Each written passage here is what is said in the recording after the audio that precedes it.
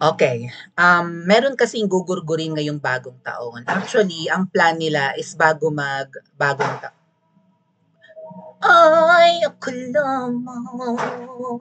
Sabi mo, di. Itong kapitbahay ko, talagang walang humpay ang video kaya. Sana all.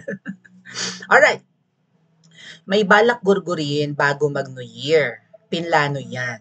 Hindi ko na lang masyadong idedetalye. And that was me.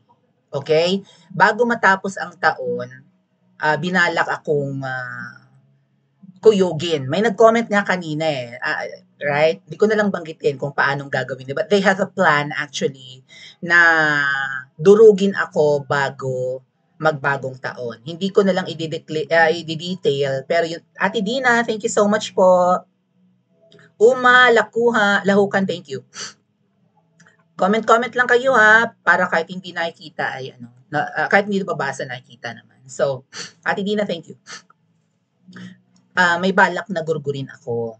Alright? Actually, bago ako umalis papuntang Japan, may plan na talaga. And then pagdating ko galing Japan, may nakita akong mga signs na balak akong gurgurin. Si Ate Marley ka lang ang nakakaalam niyan, sa kanya ko lang shinare yung documentation, pictures, videos, lahat na kailangan. Okay? Kaya mga tat kuya, ako na ang nagsasabi sa inyo, kung may masamang mangyari sa akin, kung ako ay makasuhan, makulong, mapaslang, matodas, matepok, ipaghiganti nyo na lang ako. Alam nyo, good idea talaga yung pagkakatanong ko kay VP Sara about Operation Romanov. Kung ako yung nagtanong kasi noon sa kanyang, sa live noon ni Attorney Zuleika Lopez, na kasi 'di ba si VP Sara nandun pala, halos nag-hysterical na nun si Attorney Zuleika Lopez. Live niya yun eh. Press con niya yun, 'di ba? Nag-live siya. Pinatayan sila ng ilaw dun eh. Kasi kinontempt si Attorney Zuleika Lopez, kanang kamay ni VP or as Executive Secretary. Nag-hysterical na doon si Attorney Zuleika Lopez hanggang sa ospital, galit na galit si VP. Mabuti na kapag live sila. At least nakikita natin yung masamang balak. May balak talagang gurgurin sila doon. At natanong ko nga si VP Sara about Operation Romanov, narinig mo na ba to? Sabi, ganun tanong ko, no? And maganda rin siguro, blessing in disguise na natanong ko sa kanya yan. Galing po yan sa Ensaymada ha. Ensaymada yung may niyan. Parang nagsabi sa aming mga DDS vloggers na masyado nyo sinusuportahan si Sarah ha, kung naman tinata ko ano pa, umanda na lang kayo sa Operation Romanov. Sabi nung isang Ensaymada vlogger. So tumatak sa isip ko, actually may mga vloggers na nakaalam niyan, hindi ko lang alam kung bungol yung ibang, baka bungol yung ibang. Sa Liwasan po yan namin narinig. Maraming vloggers ng Liwasang Bonifacio nung may mga parali-rally doon ng KOJC, doon namin yan narinig. Kaya naitanong ko kay VP Sara nung nagpa-press con si Attorney Zuleika Lopez at nung hinihingal-hingal na at siguro ginagawa na ng first aid, si VP Sara yung nag-take over ng live. Naalala nyo? Nagmura ng bonggang-bongga si VP Sara.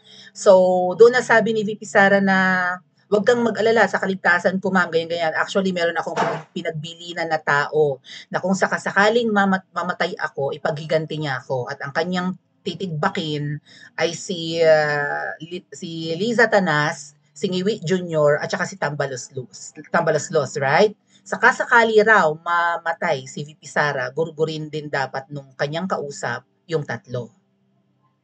Pero kapag may masamang nangyari kay VP Sara, dapat 4 na tao po ang paghihigantihan ninyong lahat. Gumawa kayo ng paraan. Huwag niyong hayaang mapahamak si VP Sara. Hindi lang 3 tao ang dapat niyong paghigantihan. Isama niyo ang pambansang prutas na yan. Naintindihan niyo? Ngayon, pag ako nagurgur, ganun din. 4 na tao na ang paghihigantihan ninyo. Okay? Kung hindi ko na magawang maipaghiganti ang sarili ko, ipaghiganti nyo ko, ipaghiganti nyo si VP Sara, ipaghiganti nyo ang bansang Pilipinas. Alright? Kasi may mga attempt na po sa akin eh. Miss Maharlika knew about it, pero hindi ko sinishare even sa EDSA Friday group. Even sa mga grupo na kasama namin sa EDSA. So, sinend ko na kay Miss Maharlika yung mga pictures, videos, ganyan. So, alam na niya na may hindi magandang mangyayari sa akin. Ito nga rin pong magiging investigation ng Quadcom sa mga vloggers. Alam kong isa ako sa tatargetin. Si Channel 167 na ipakulong na. Si Sir JM, si Sir Jonathan Morales, balak ding gurgurin. Pinagbawalan na nga namin siya or pinakiusapan na nga namin siya huwag pumunta ng EDSA nung Friday, matigas pa rin ang ulo. Lahat kami kinakabahan pero si Sir JM matapang talaga. Hindi naman namin siya para pigilin, di ba? Gusto niyang ipakita na hindi siya nasisindak sa mga death threat na ganyan. So ako ba, matatakot ba ako or dapat ba akong huwag pumunta ng EDSA every Friday? Ngayon, sa dinami-rami mga ate at kuya nang kumukuyog sa akin, baka nga, 'di ba, hindi lang EDSA Friday group, baka yung ibang mga groups na malalaki na pumupunta ng EDSA every Friday, lalo na nung dumagsa ang tao doon, baka sabihan nila ako na, Maui, huwag ka nang pumunta ng EDSA kasi ayaw namin sa'yo. Kahit kakampi, kinakalaban mo, di ba? Ganon. So ngayon kasi marami na ang kumakalaban sa akin kahit na kapwa natin DDS supporters. Mga vloggers, nagkakaisa sila laban sa akin. So alam nyo ba na bago ko i-discuss yan, yun nga, there is a possibility na isa ako sa maiimbitahan ng Quadcom. Alright? Para sa investigasyon. Alalahanin nyo mga ate at kuya na kailangan nilang pilayan ang mga vloggers, lalo kapag Duterte supporters. Kahit na inaakusahan akong peking Duterte supporters. I'm not claiming to be Duterte supporter eh. Right? Sabi ko nga sa inyo, 2016, si Senadora Miriam ang binoto ko.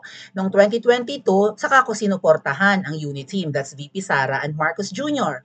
In fact, Marcos Jr., binoto ko yan noong 2016. Kasi ang tandem nun ay si Cayetano at saka si PRRD, tama ba? Hindi ko binoto si Cayetano. Although ang mga tropa ko noon, mga Cayetano, si Mocha Cayetano, si Banat Bay Cayetano, ang mga banateros na yan, Cayetano, I think, ha? So sila yung kasakasama ko ng mga nagsisimula ako as vlogger, 'di ba? Sina Mocha na yan, sina Drew, sina Banat Bay. Cayetano sila, pero ako I voted for Marcos Jr. in 2016 kasi vote straight ako kay Senadora Miriam. Ang katandem ni Senadora Miriam noon ay si Bongbong Marcos Jr. So, kung ang measurement yun, ang pagiging Duterte supporter ko ay kung ibinoto ko ba siya, bahala kayo. Basta kami, kung kami pumupunta sa EDSA, ang aming panawagan, 3 lang, sabi ko nga sa inyo di ba? Kailangan magpa-hair follicle test yang si Marcos Jr., kailangang mapigilan at mapigilan ang dayaan ngayong taon na pala yan, ngayong buwan ng Mayo, 2025 na ngayon. Kailangang mapigilan ang dayaan sa election ngayong Mayo. 2025 na tayo ngayon mga ate kuya, 5 buwan na lang, election na. And ang pangatlo, dapat matigil na ang korupsyon, ang mga nakawan, di ba? Pag nanakaw, yan, Diyos ko, ang pera natin saan napupunta? 6 trilyon, mangungutang, tapos wala tayong makikitang infra. Yan lang ang panawagan namin, tandaan nyo yung 3 yan. Hair follicle drug test ng nakaupong ngiwi, 3 lang mga tat kuya, ang main namin na panawagan dyan sa EDSA, okay? Hindi kami nagpo-promote kay VP Sara, yes, pero huwag kayong magagalit.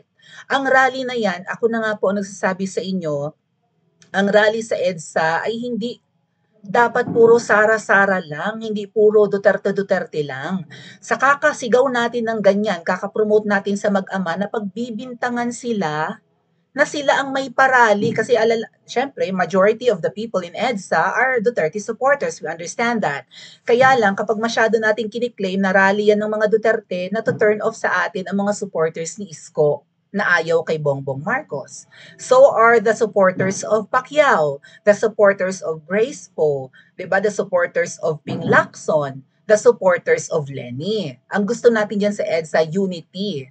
Welcome dyan lahat na ang dami kong nakita dyan ng mga supporters ni Isko, mga Iskonians. Okay? Shout out po. Banateros, pumunta nga dyan. Ay Isko yung mga yan.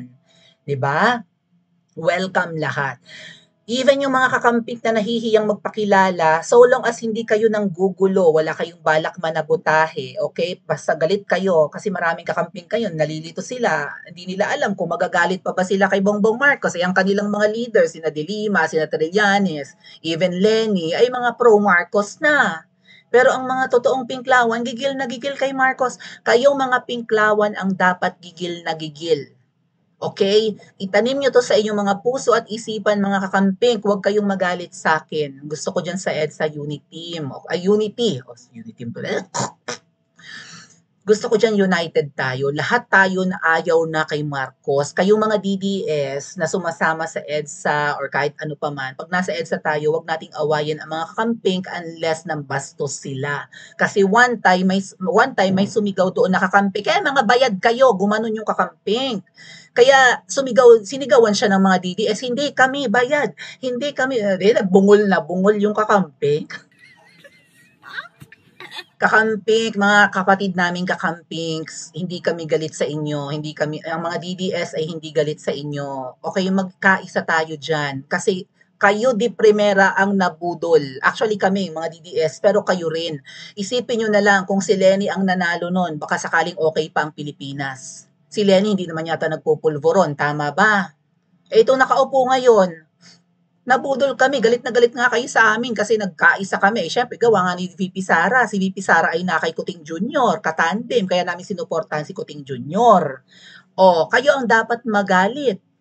Kaya dapat po mga ate kuya, sa lahat ng mga DDS, lalo pumupunta sa EDSA, huwag nating bakuran. Huwag nating masyado, kasi tinanggal nga ni Sir JM doon, di ba, yung isang poster ni VP Sara. Si Sir Jonathan Morales, you have to understand na pinoprotektahan lang niya sina VP Sara at saka sina Tatay Digong. Kasi inaakusahan na ng media. Di ba? Kinover nga ng media yung EDSA rally namin. Pero ang sinasabi, parali daw yun ni Pangulong Duterte at saka ni VP Sara. Pag nagkaroon ng sedition case, ang tatamaan si VP Sara, tandaan nyo yan. At itanim nyo rin sa isip nyo, kapag ka nag-succeed ang EDSA, sino ba ang uupo? My God! Tapos akusa kayo ng akusa na, ay, peking Duterte supporter si Maui. Sino ang magbe-benefit? Ang tanong ko sa inyo, sino ang magbe-benefit pag nag-succeed tayo sa EDSA? Sige nga. Sino ang uupo? Oh, yung mga paninira, hayaan nyo na yan. Okay? May oras para sa kanila. Lahat ng kumukuyog ngayon sa akin or what, lahat ng naninira sa akin, may oras para sa kanila. For now, mag-focus tayo. Every Friday, nasa EDSA tayo. Dumating man o hindi ang mga pinakaiintay nating araw na dadagsa ulit ang tao dyan, katulad ng November 26, 'di ba? Mangyari man 'yan, basta every Friday nandyan kami. And also dahil nga daw po ako ay kinukuyog ngayon, 'di ba, inaaway. Alam niyo si Aimee Mangga ang natutuwa diyan. Kaya nga sabi ko sa inyo, pag may nangyaring masama sa akin, 4 na tao ang paghihigantihan nyo, hindi lang yung naunang 3. Isalin nyo yung Mangga na yan. Tuwang-tuwa yan ngayon na nagkakagulo sa EDSA or ang mga Duterte supporters. Siya ang tuwang-tuwa na nag-aaway-away ang mga Duterte supporters. Okay? Na nag-aaway-away ang mga Duterte vloggers. Hayaan nyo na yung kumukuyog sa akin, hayaan nyo na yung mga naninira sa akin. May oras para sa kanila. For now, focus tayo na, 'di ba, na mangyari ang inaantay nating araw. Okay? Ang pagdagsa ng maraming tao. Ganon. So, ano pa ba? So, yun nga po, talagang tina-target ako, pero okay lang yan. At ang natutuwa dyan, si Mangga. Alright? Ito pa lang si Mangga, mga ate at kuya, ay siguro mamaya ko i-discuss. I-second topic natin si Mangga. Okay? Kasi, ayun nga, katulad ng binanggit ko kanina, habang nagpuputukan sa sobra kong pag-aalala rin para sa aking buhay, nagtago ako sa isang lugar na safe. Kasi baka mamaya lang mga ate at kuya, kasi kanina nung nagpuputukan, ang lalakas kasi ng fireworks dito, ang lalapit pa. Ang iniisip ko, baka mamaya may maghagis ng granada sa tirahan ko at magmukhang fireworks lang yung naihagis. Okay? Ang lalakas po kasi, ang lapit. Ganun yung worry ko kasi may banta nga sa buhay ko. Alright? So, wala namang ganong nangyari. Salamat, no, nairaos ang bagong taon. Pero alam niyo yon, yung kaba sa dibdib ko. Pwede kasi even sina Sir JM at kung sino-sino pang mga leaders na pumupunta sa EDSA, baka mamaya kasi akala nila fireworks pa lang, yung pala hinagisa na sila ng granada, huwag lang matuloy ang EDSA. Ganyan yung worries naming mga pumupunta sa EDSA. Ako, isa lang ako sa mga vloggers. Isipin nyo na lang yung mga group leaders, Yung mga group leaders, ang dami nilang sinasamang tao dyan. No? Mga miyembro nila, 500, 1,000, 3,000 na miyembro nila para lang lumaki tayo sa EDSA. Ginagawa nila ng paraan na masabotahe ang EDSA. Bakit? Mamaya i-discuss ko sa second topic, no? Sa second discussion. Pero yun nga po, feeling ko, isa ako sa ipapatawag ni Barber sa Quadcom. Okay, kailangan kasi may Quadcom hearing para sa mga vloggers. Inaakusahan nila na ang mga vloggers ay narco-vloggers, binabayaran ng mga politikong ang hanap buhay ay droga. Narco nga eh. Mga politikong involved sa illegal na droga. Sa tingin nyo ba si Pangulong Duterte ay involved sa illegal na droga? Karamihan sa mga vloggers, lalo yung pumupunta sa EDSA, tinatawag nilang narco-vloggers. At ang sabi pa ni Barbers, kailangang imbestigahan ng mga vloggers na to kasi ang lalaki ng kita, baka may nagbabayad. 'Di ba? Baka binabayaran to ng kung sino-sino. Kaya ang mga vloggers ay bakit ang kanilang tono ay binabatikos daw ang mga buhaya. Kalayaan ng mga vloggers yun na bumatikos sa mga buhaya. Lalo sa mga nambudol sa atin. Ramdam ko mga ate at kuya, kung sino man ang dadating sa Quadcom hearing ngayong taon, to baka January nila gawin, ay iko-contempt nila, ipakukulong. Kung kay VP Sara nagawa nila na parang gugurgurin nila, even si Attorney Zalaika Lopez, kasi pinilit pasukin ang selda ni Attorney Zalaika Lopez, nakuha ang cellphone niya sa loob at ang mga gamit. Mabuti inagapan ni VP Sara, kaya galit na galit si VP Sara nung nag-live sila doon. Kung napanood nyo. Pwede siyang, di ba? Yun pala'y pinasok ng kung sino. Alam nyo kung ano ang balak? Gurgurin si Attorney Zulaika Lopez para magwala sa galit si VP Sara. Kapag may napaslang sa tao ni VP Sara, magwawala siya sa galit. Palalabasin nilang sira ulo si VP Sara. At kapag sira ang ulo, pwedeng ipa-impeach kasi wala ka sa tamang katinuan, dapat kang alisin sa pwesto. Kahit na nagwala ka lang sa galit dahil pinaslang yung executive secretary mo. Balak gurgurin si Attorney Zulaika Lopez ng gabing yun na agapan lang ni VP Sara. So, ang mga vloggers, iko-contempt yan at baka magurgur. Paaminin, kunwari, sino nagpa-finance sa inyo, ganyan-ganyan. Also, lalong-lalo na ang mga vloggers ng EDSA. Although maliit akong vlogger, ita-target ako ng mga yan. Alright? Bakit nyo ako i-invite, Barbers, kung sakasakali? Dahil nasa EDSA ako, nananawagan daw kami ng kaguluhan. Diyos ko, Barbers, isang buwan na kaming mahigit. November 26 kaming nag-start, kaguluhan. Hindi kami magulo ron. In fact, yung mga nagpapaiwan doon ngayon, sobrang nakakabilib sila. May pagkain at wala, may vlogger at wala, nandun sila.